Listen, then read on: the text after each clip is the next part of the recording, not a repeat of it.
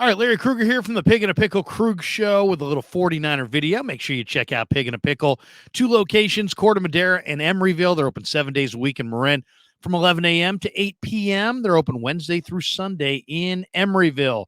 Pig and a Pickle, the best barbecue in all of Northern California. Well, I was reading an interesting article on how there's somebody who actually thinks that Demo Lenore is going to be a good breakout candidate for the 49ers this year. And it got me thinking that this is the main reason at the core of why I think the 49ers are going to have a phenomenal year and why I think they're a much better football team than even Vegas has them. And Vegas thinks the 49ers, by the way, are going to the Super Bowl.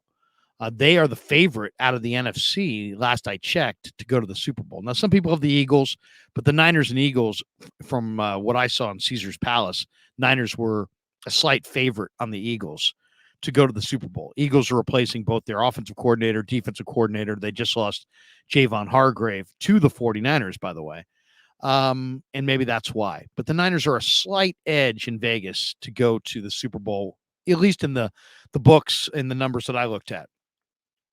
But I actually think they're better than even that. Now, why is that? Why are the 49ers even better, in my opinion, than what Las Vegas thinks they're going to be? And it's because they have 10 players on their roster that the arrow is pointing straight up.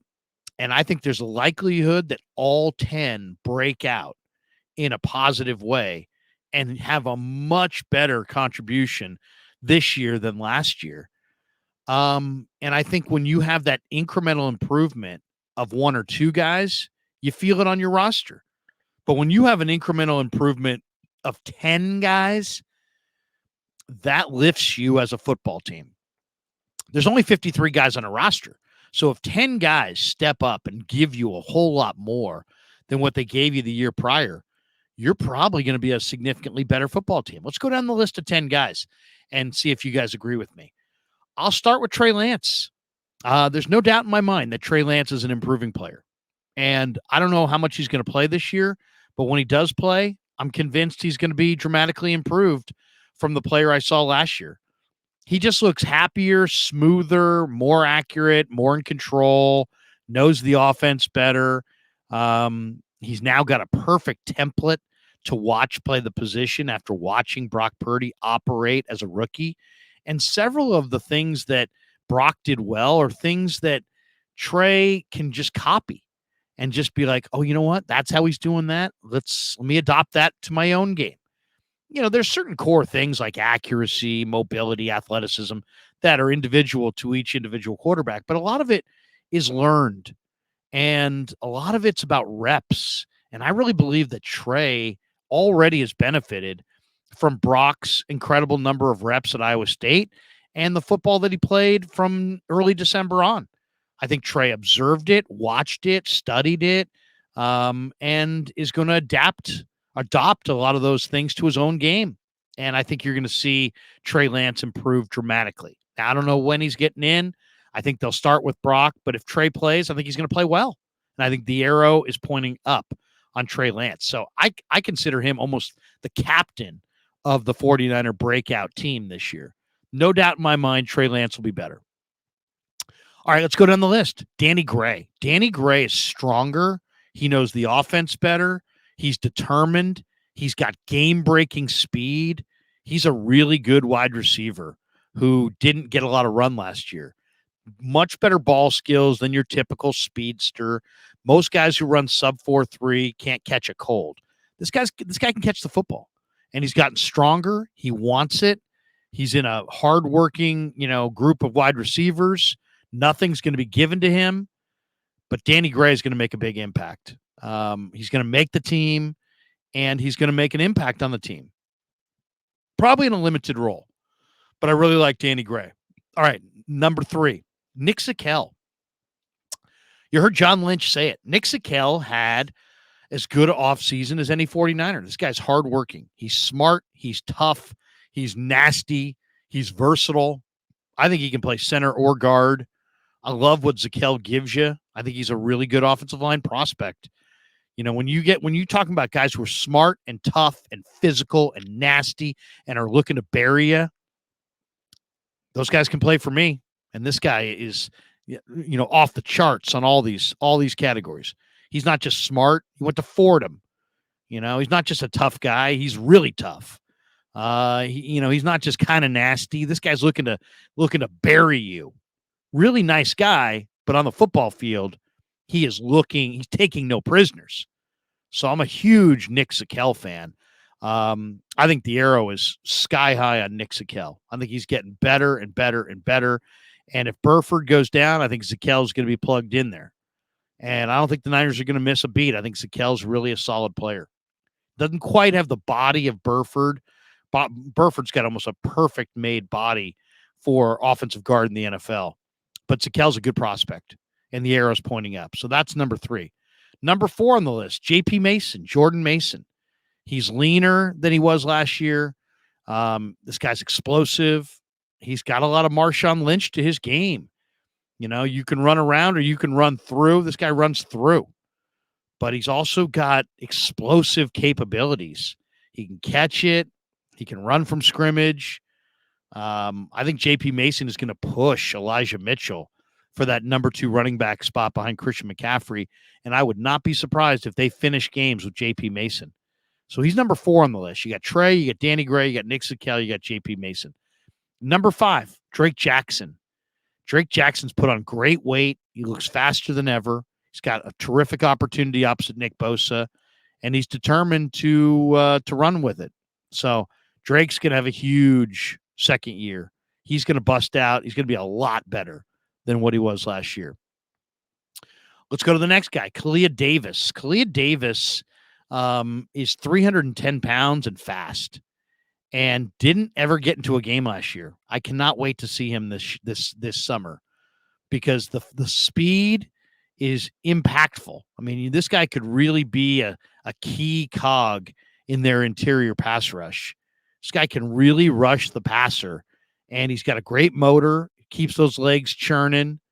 It's all about health. Can Kalia Davis stay healthy? If he can stay healthy, watch out. Talking about 310 pounds and fast.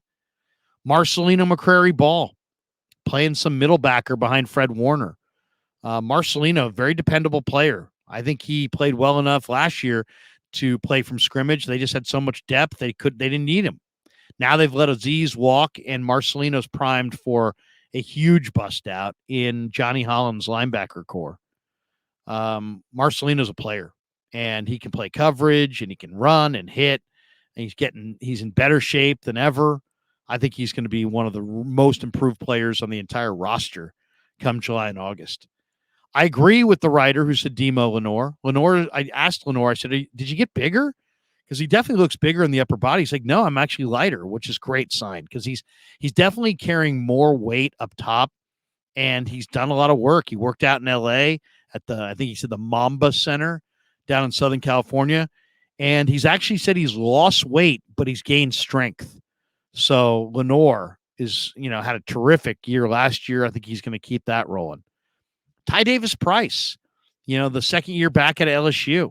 I thought he looked very significantly faster in minicamp than he looked at any point last year during training camp or any point last year during the regular season. Ty Davis Price, I love several traits about him. He runs hard. He delivers punishment. He's 220 pounds, but he's got really good speed. He runs with good body lean, doesn't give you a big target. There's a lot to like with Ty Davis Price. And I think, a year 2 in this system, I think he's going to be quite a bit better. I really expect him to show up. And maybe the key guy on defense of the all breakout team is maybe the guy that to me looked the best of any of the young DBs in this summer minicamp and OTAs. And that's Samuel Womack III, the second-year corner out of Toledo. Played a lot last year, 5th-round pick. This guy's a great story. He went from walk-on at Toledo to all-conference in the MAC. I can just tell you firsthand that doesn't happen a lot. If a guy walks on, he rarely makes all-conference. Womack did. He walked on at Toledo, became an all-conference player in the MAC. And then he stepped in last year, and he was terrific. And he got his hands on a bunch of footballs. This year, he's quicker, smarter, more sudden, more explosive. And I expect him to pick off a few passes and maybe even take a couple back for interceptions. So there you go. The all-breakout team. I saw an article that said Demo Lenore is on their breakout team, and I agree with that. I could have put Purdy on this list as well, but to me, Purdy already played pretty well last year. I'm looking at just the obvious breakouts, and that the Niners are 10 deep. Trey Lance, Danny Gray, Nick Sikel, J.P. Mason, Drake Jackson, Kalia Davis, Marcelino McCrary-Ball, Demo Lenore, Samuel Womack, Ty Davis-Price. That's 10 guys on the what I would call the breakout candidate list. And I mean, if I'm off by one, I might be off by one. Maybe there's 9, maybe there's 11, but there's right around 10 breakout candidates. And this is why the 49ers at the end of the day, we can talk about all kinds of things. We could talk about quarterbacks and we could talk about competitions and this and that. But what it really comes down to is how many guys on your 53-man roster are getting better, how many guys on your 53-man roster are staying the same, and how many are getting worse. And when you have 10 key guys that are all getting better, your team is getting better. And I think the 49ers, who were one win away from going to the Super Bowl last year, are going to be quite a bit better because of the number of young players that they carried on their roster last year as rookies. And a huge percentage of those guys are going to get significantly better here in year 2. And it's going to rise up. It's going to raise the play of the entire team in all 3 phases of the game. You're going to see the 49ers look like they've got an athletic swagger to them as a football team that even greater than what they've had in the past, because they've got that many talented young players that had the arrow pointing straight up. And I think you're going to see it as soon as July and August. All right, hope you enjoyed our video on the Niners. Thanks to Pig and a Pickle for being the title sponsor of The Krug Show. And thanks to all of you for supporting The Krug Show on YouTube.